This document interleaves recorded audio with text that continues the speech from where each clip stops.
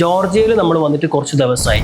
So അന്ന ചേച്ചിക്ക് എന്താ feel ചെയ്യുന്നത്? ഇവിടെയുള്ള MBBS പ്രോഗ്രാമിൽ ഇവർക്ക് എന്താ ബെനിഫിറ്റ് കിട്ടാൻ പോകുന്നത്? ഇപ്പം നമ്മുടെ നാട്ടിലാണ് FMG കഴിയണം, ഇപ്പം നഴ്സിംഗ് ആണെന്നുണ്ടെങ്കിൽ രജിസ്ട്രേഷൻസ് എടുക്കണം, BBA MBA പഠിക്കാൻ വരുന്ന സ്റ്റുഡൻസ് ഉണ്ട്, ഫിസിയോതെറാപ്പി ജോർജിയയിൽ പഠിക്കാൻ വരുന്ന സ്റ്റുഡൻസ് ഉണ്ട്. ഇവർക്കെല്ലാം ഒരു ഫ്യൂച്ചർ ഓപ്പർച്യൂണിറ്റി എന്തായിരിക്കും അന്ന ചേച്ചി നോക്കുന്നത്?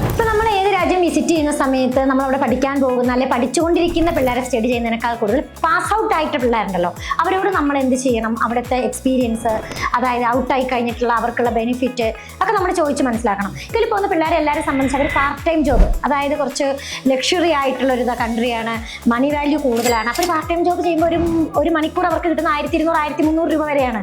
പിന്നെ അവിടെ തന്നെ പഠിച്ചുകൊണ്ടിരിക്കുന്ന ഒരു പിള്ളേരോട് നമ്മൾ ചോദിക്കുകയാണെങ്കിൽ പഠിച്ചു കഴിഞ്ഞിട്ട് ഇപ്പോൾ ക്യാമ്പസ് പ്ലേസ്മെന്റ് ഒക്കെ എല്ലാ വിവിധ രാജ്യങ്ങളിൽ വിവിധ യൂണിവേഴ്സിറ്റികളുണ്ട്.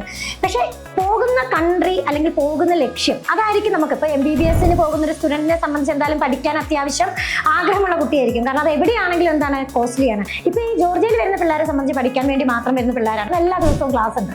പാർട്ട് ടൈം ജോബ് ചെയ്യാനൊന്നും MBBS സ്റ്റുഡൻസിന് BSc നഴ്സിംഗ് പിന്നെ അതർ കോഴ്സ് ചെയ്യുന്ന പിള്ളേരാണ് പിന്നെ എന്തിനു പോവുക, പാർട്ട് ടൈമിനൊക്കെ പോവുക.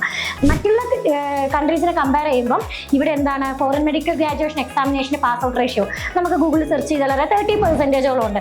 പിന്നെ BSc നഴ്സിംഗ് എന്തുകൊണ്ട് ജോർജിയ എന്ന് ചോദിച്ചിട്ടുണ്ടെങ്കിൽ ലോ ബഡ്ജറ്റാണ്. അതുപോലെ തന്നെ എന്താണ് ഇവിടെ തന്നെ ജർമ്മൻ ലാംഗ്വേജ് പഠിപ്പിക്കുന്നുണ്ട്. ഇവിടുന്ന് ഇപ്പം ഈ മുമ്പിലിരിക്കുന്ന ഫ്ലാഗ് കണ്ടാൽ തന്നെ യൂറോപ്യൻ യൂണിയനുമായിട്ട് വളരെയധികം ലയിക്കാൻ സാധ്യതയുള്ള ഒരു കൺട്രിയാണ്.